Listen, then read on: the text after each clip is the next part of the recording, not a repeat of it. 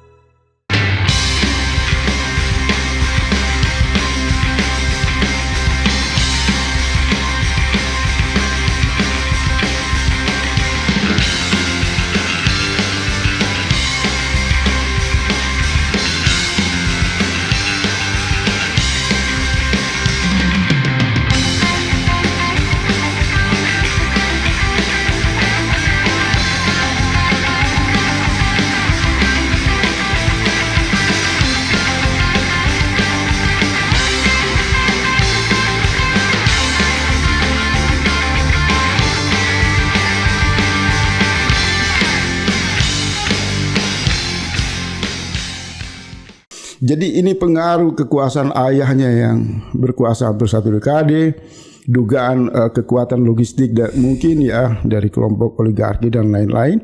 Dan kalau kita bertanya apa yang menjadi sasaran, maka sasaran dan semangat PSI atau partai apapun itu mengumpulkan suara terbanyak. Maka tadi yang dibilang Abang Da itu, Jokowi mungkin sebagai orang yang memiliki karakteristik sifat sebagai pedagang, dia nggak mau rugi. Selama ini kan PDIP paling rajin mengklaim dia didukung 80%. Hasil survei yang mereka bangun walaupun itu abal-abal ya, itu omong kosong. Tetapi angka-angka itu makin mensugesti Jokowi dan keluarganya, dan mungkin mereka berunding di atas meja makan keluarga dan mengatakan ngapain kita berikan pengaruh ini kepada partai lain. Maka tentu mereka ingin melakukan migrasi besar-besaran dari basis PDIP ke PSI. Ini bisa terjadi. Jadi yang terancam PDIP. Walaupun para loyalis Ibu Megawati dengan berbagai cara memberi gambaran, tampil seolah-olah ini biasa saja, hasto kan?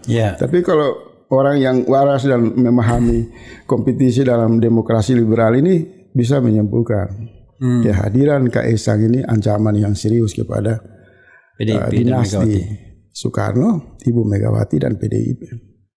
Saya memperkirakan PSI telah mempelajari kekalahan mereka pada pemilu 2019. Maka dengan modal yang mereka miliki sekarang Pak SBY, kekompakan oligarki, maka basis-basis PDIP di mana-mana itu bisa berpindah ini ke PSI. Karena yang pimpin PSI ini bukan lagi orang biasa, tapi orang luar biasa. Orang yang paling dicintai oleh Jokowi dan disiapkan secara matang. Kalau kita lihat latar belakang pendidikan, kemudian bagaimana dia berinteraksi di lingkaran komunitas milenial yang berlatar belakang orang-orang kaya. Kemudian dia pidatonya kan, pidato itu kan dia juga memberi kesan bahwa kalau saya tangkap itu seolah-olah memang Anda, Ibu Mega dan PDIP boleh mengatakan bapak saya petugas partai. Tapi saya akan buktikan kita sama-sama ketua umum partai dan kita bersaing. Oke. Dan apalagi kan sudah menjadi sesuatu yang sering muncul semacam tudingan. Suara PDIP itu kan tidak lepas karena faktor pengaruh politik uang. Ini sering mereka ngomong, ya saya tangkap di media sosial seperti itu. Maka bisa saja Kaisang mengatakan kepada ayahandanya itu Pak Jokowi, kalau memang cuma soal uang saja, ya udah kita besarkan PSI dan kita pindahkan, bikin kandang baru untuk memasukkan domba-domba politik dalam jumlah yang banyak untuk mendapatkan suara di parlemen. Dengan 150 triliun kalkulasi tadi. Kalau saya lihat sekitar itu. Silakan tambahkan terus bro, sebelum saya Nah, secara moral politik ini kan tiba-tiba ketika diumumkan selaku ketua umum partai, kemudian muncul gambar antara Ibu Mega dan Kaisang itu dibuat bersanding, bocah dan nenek, ya kan? Orang tua yang selama ini sangat mencintai bapaknya yaitu Jokowi. Tiba-tiba bapaknya membuka jalan, mengangkat Kaisang sebagai ketua umum partai. Maka di sana ada dua foto Ibu Megawati dan Kaisang. Di bawahnya menarik, sama-sama ketua umum partai. Jadi ini satu proses perjalanan durhaka politik atau apa, kita saya enggak masih terus ramai diperbincangkan oleh perlu underlining itu durhaka politik. Iya, semacam dia memajang Kaisang itu secara esensi Jokowi yang memimpin PSI. Secara esensi, karena orang bertanya Kaisang siapa, anak presiden. Maka sebenarnya posisi yang memimpin secara kebatinan, secara hakiki itu ya Jokowi. Nah, kita belum tahu berapa banyak Ibu Megawati harus mengkonsumsi obat penenang untuk menghadapi satu politik maling kundang atau politik durhaka ini kan. Karena saya sendiri kan walaupun kritis terhadap PDIP, cuma tidak setuju cara-cara politik seperti ini. Karena ini cara Jokowi mempermalukan Ibu Megawati ini sangat brutal sekali. Sangat boleh mereka mengatakan ini biasa-biasa saja, tapi saya mau ingatkan PSI itu setiap bangun tidur mereka punya angan-angan dan cita-cita yang terbesar adalah memperluas suara. Dan suara Pak Jokowi itu ada di kantong-kantong PDIP di Jawa Tengah dan Jawa Timur. Maka sudah otomatis naiknya Kaisang itu pasti ada deal. Kalau tidak bertujuan merebut suara PDIP yang dimaksud suara Jokowi itu, maka buat apa dia jadi ketua umum? Bro, nah ancaman ini harus Ibu Megawati harus lihat serius. Kawan-kawan Hasto dan kawan-kawan juga harus berterus teranglah kepada publik. Kalau memotret suara PDIP pada pemilu 2014, pemilu 2019, hampir semua menyimpulkan itu tidak lepas dari pengaruh efek Jokowi. Oleh sebab itu kita uji lagi karena suara kan tidak berdiri secara angka yang ada di kertas, tapi ada faktor efek psikologi di dalam realitas sosial, di dalam interaksi. Nah, keputusan Jokowi misal terlibat di dalam misal kasus Rempang kan, itu kan kita melihat PDIP melakukan penyesuaian terhadap Jokowi, tidak ada sikap yang berbeda. Berarti kita mengatakan PDIP taat kepada keputusan Jokowi. Begitu juga kenaikan BBM yang terus menerus PDIP berada di sana bersama Jokowi. Penggusuran, kekerasan, penangkapan ulama, undang-undang ITE yang semua menghadik rasa perasaan rakyat, PDIP setia kepada Jokowi. Berarti suara yang dimaksud itu adalah suara yang dimiliki oleh kekuasaan full Jokowi. Infrastruktur ini menjadi benalu dari kekuasaan Jokowi. Oleh sebab itu di awal saya mengatakan kalau dia mengambil PSI dengan menempatkan Kaisang, maka sudah secara otomatis dia sudah menghitung seluruh suara PDIP ini kemungkinan bisa berpindah ke anaknya. Sehingga kan orang mengatakan sebenarnya Jokowi itu sederhana, ketika dia pasang Kaisang, dia mengumumkan kepada seluruh pendukungnya, jangan pilih PDIP. Sekarang pilih Kaisang. Itu kan. Kalau tidak ada tujuan itu buat apa bikin partai? Kan merebut suara. Nah, kita uji kualitas hubungan suaranya. Suara itu tidak lagi setia kepada Ibu Megawati, tapi lebih pada Jokowi. Jadi kemungkinan bukan kemungkinan. Artinya kita bisa menegaskan selama hampir 1 dekade Jokowi ini hanya menjadikan PDIP ini sebagai bakul sampah yang menampung seluruh beban caci maki rakyat. Dan dia sadar sudah hancur ini PDIP. Tidak bisa dipertahankan, maka dia menciptakan infrastruktur kan. Dia siapkan PSI di tahap 5 tahun, belajarlah administrasi, belajarlah nyanyi-nyanyi, belajarlah main game online, ya kan? Semua itu berlangsung hampir matang pada 5 tahun. Nah, jelang 2024 maka dia membuat PSI ini di jalan yang lebih serius dengan menempatkan anaknya. Kalau kemarin kan hubungan itu masih dansa-dansi anak-anak ini di emperan istana, sekarang enggak, dipimpin oleh putra mahkota. Maka ancaman ini serius kepada dinasti Ibu Megawati, dinasti Soekarno. Dan saya mau mengatakan begini, Ibu Mega maupun Mbak Puan dan kawan-kawan di PDIP memang perlu untuk terus menjaga suasana kekecewaan dengan wajah yang tenang, dengan seolah-olah tidak ada masalah. Tapi sebenarnya kalau bicara dalam kompetisi merebut suara, ini sangat menyakitkan.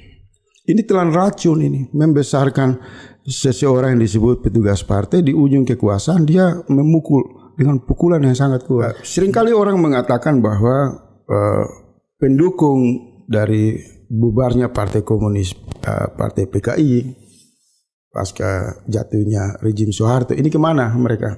Dengan aneka dendam politiknya. Oke. Kemudian di sana kan muncul mereka mengumumkan kami bergabung di PDIP.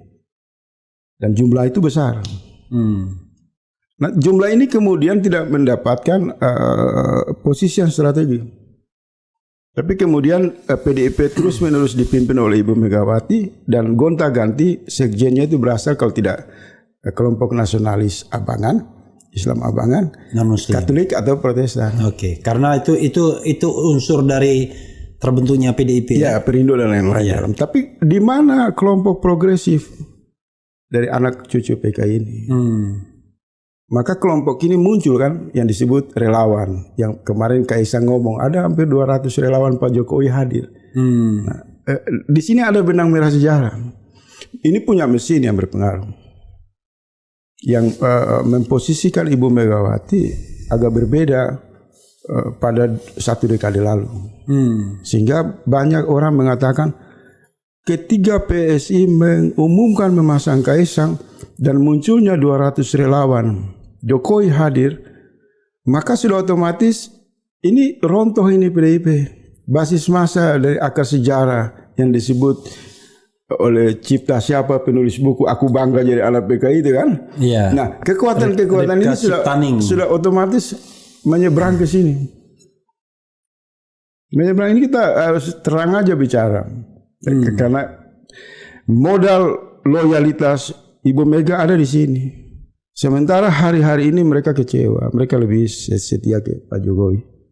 Dan ini ancaman serius. Ini bisa habis dinasti Soekarno dan PDIP. Dan sekaligus juga pesaing baru terhadap AHY dan Demokrat. Dan menariknya semua ini ada di lingkaran istana. Ketika semua itu ada di lingkaran istana, maka tadi saya bilang kekuatan perubahan yang sangat luar biasa besar di luar pesta atau keributan ini semua tepuk tangan. Mereka tepuk tangan, alhamdulillah, saling baku makan, saling baku pukul, saling baku maki. Sekarang mulai dari hari ke hari dengan berbagai variabel dan sudah melibatkan istri, anak, apa segala macam. Yang ini Nora kan? Ya, kita kan waktu itu berjuang untuk Pak Jokowi ya. Nah, Pak Jokowi kan 2019 berarti udah selesai. Terpilih kembali untuk yang kedua kalinya. Jadi udah kita nggak ikut-ikutan di 2024. Enggak, sekitar tahun 2021 waktu itu. Oke. Pak Jokowi kan hadir di 2021 atau 2022 saya lupa. Pak Jokowi hadir di acara Projo yang di Senayan? Bukan, yang di Borobudur waktu itu. Oke. Di Jawa Tengah. Iya. Nah, di situ Pak Jokowi memberikan sinyal bahwa dukungannya itu adalah kepada Mas Ganjar. Oke. Gitu ya. Kemudian juga acara yang di GBK. Rambut putih, wajah berkerut. Itu kan sebenarnya sinyal dukungan kepada Mas Ganjar. Iya. Lagi pula kan kita juga yakin ya masa sama-sama PD Perjuangan tidak mendukung kadernya. kader PD. Akhirnya ya kami bersiap waktu itu. Oh berarti dukungannya ke Mas Ganjar. Oke. Sebagian teman-teman juga sudah diberi brief oleh Pak Jokowi untuk mengawal Mas Ganjar kan. Iya. Mengawal Mas Ganjar, kemudian ya arahnya ke sana. Setelah kami konsolidasi, tiba-tiba Pak Jokowi belok. Jadi kaminya tetap di jalan yang sudah disepakati. Nah, Pak Jokowinya yang belok kan. Gitu. Ada memang sebagian teman-teman yang ikut Pak Jokowi. Kalau orang Jawa bilang itu pecah gesang derek Jokowi. Nah, Mas kan Mas lagi apapun abang yang kan, terjadi pokoknya saya ikut Jokowi gitu ya. Bang Refli kan kuliahnya di Jogja, pasti tahu tuh istilah itu. Ada yang pecah gesang derek Jokowi. Artinya Pak Jokowi mau kemanapun pasti ikut. Nah, kalau kami ada sebagian yang relawan Pak Jokowi yang memilih sesuatu yang sesuai nilai-nilai. Karena kan dulu Pak Jokowi kan kami anggap kan mempunyai nilai-nilai yang sangat baik. Untuk demokrasi, untuk ya kita lihatlah bahwa ada orang biasa yang bisa jadi presiden gitu ya. Dia tidak punya darah biru partai politik, bukan pengurus parpol juga, bukan petinggi parpol, bukan ketua parpol. Ya hanya orang biasa bisa jadi presiden. Nah itulah nilai-nilai sebenarnya yang kita ingin nilai egaliter tularkan kepada generasi kami mendatang gitu ya. Tapi kok Pak Jokowinya pindah dukungan. Ya kami juga tiba-tiba heran ya, Pak Jokowi kok kali ini inkonsisten. Biasanya beliau tuh orang yang sangat konsisten. Persisten. Apa yang sudah diucapkan itulah dipertahankan. Tapi kok tiba-tiba berubah. Nah, ini yang sebenarnya menjadi pertanyaan banyak pihak ya, termasuk kami. Jokowi Effect itu akan benar-benar berefek ketika seluruh sumber daya itu difokuskan untuk memenangkan perhelatan itu. Kalau dilepas, itu kayaknya nggak deh. Kecewa tentunya setelah Pak Jokowi berubah, demokrasi kita semakin runtuh, menurut saya. Nah ini yang menjadi pertanyaan banyak pihak gitu. Kenapa Pak Jokowi kalau orang Jawa bilang senja kalaning di usia yang sudah maghrib atau sudah senja ini, udah mau tenggelam mataharinya. Kok legacy yang ditinggalkan itu tambah buruk. Iya. Itu yang sebenarnya kita sesalkan, kita kecewa. Kenapa ya? Kan awalnya sudah sangat baik gitu ya. Relawan yang akhirnya berbeda jalan dengan Pak Jokowi itu kan sekarang dibuang-buangin. Teman-teman yang masih di BUMN juga dipecat-pecatin gitu, yang masih menjabat di beberapa instansi lembaga, kementerian lembaga itu juga dibuang-buangin gitu ya. Menurut saya itu nggak healthy ya. Kenapa kalau kita berbeda jalan itu? Kenapa harus menegasikan kemampuan profesional seseorang gitu ya? Misalnya kayak Bang Refli kan punya kemampuan hukum tata negara yang mumpuni gitu kan. Yang dibutuhkan di beberapa instansi pemerintah mungkin ya, atau di BUMN gitu ya. Untuk jabatan-jabatan strategis, tapi karena berbeda pendapat itu akhirnya dibuang gitu ya. Jadi teman-teman lain kan banyak yang seperti itu. Pak Jokowi kan akan segera purna tugas. Nah, purna tugas itu kami berharap Pak Jokowi purna tugas dengan elegan gitu ya. Artinya ya biarkan proses regenerasi ini berjalan dengan natural. Ya tidak di-create sedemikian rupa sehingga terlihat oleh publik bahwa Pak Jokowi tidak ingin kehilangan kekuasaannya. Gitu, karena tidak ada kekuasaan yang abadi. Setiap orang ada masanya, setiap masa ada orangnya.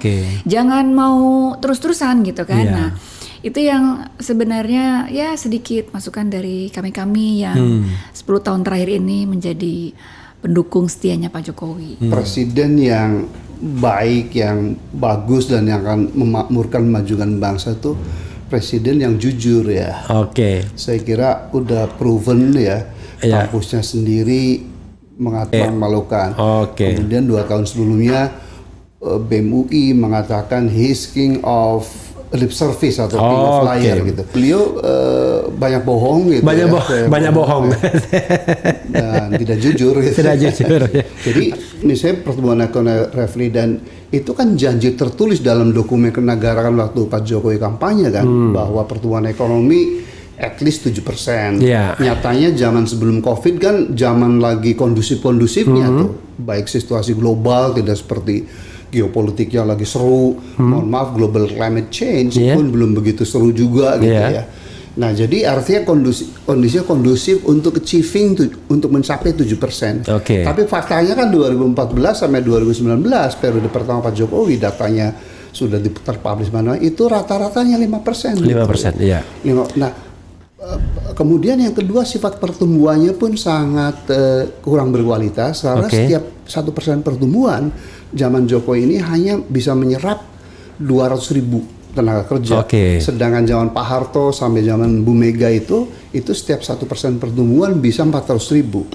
Why? Kenapa? Karena sektor-sektor yang tumbuh zaman Pak Harto, zaman Bu Mega itu adalah sektor ekonomi real yang tradable itu. Perikanan, pertanian, industri manufacturing. Betapa zaman Pak Harto sampai Bu Mega. Real ekonomi lah ya. Real ekonomi yang tradable, yang menghasilkan produk. Zaman si Pak Jokowi kan banyaknya sektor jasa. Kayak model Nadiem tuh, Gojek supply chain yang mempercepat distribusi aja. Tetapi the production dan manufacturing itu lemah. Makanya itu tercermin pada kontribusi sektor manufacturing, zaman atau mengandalkan ekstraktif gitu. Yes, exactly. Dan jam lompat ke sektor tersier, jasa itu, anak-anak muda kita. Padahal kalau negara mau maju kan harusnya yang utama basis di sektor sekunder, yaitu sektor manufacturing, pengolahan gitu. Ini jam ini karena malas. Nah, kenapa demikian? Karena fakta ini sekarang kan makin terkuat. Karena anak muda yang pandai itu mau cari easy money aja. Yes, exactly. And pemerintahnya pun mengadakan barrier to entry untuk pengusaha baru. Kenapa? Karena hampir semua pejabat sekarang kan mulai terkuat kan, ikut bisnis. Menterinya kan itu.